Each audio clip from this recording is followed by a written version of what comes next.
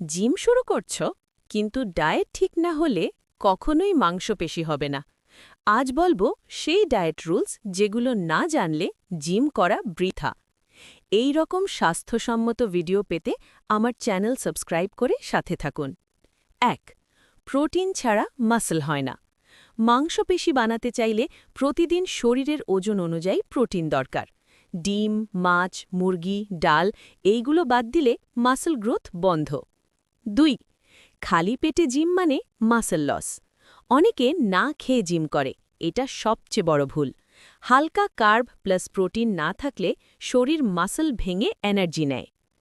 ৩. জিমের পর না খাওয়া is equal to result zero.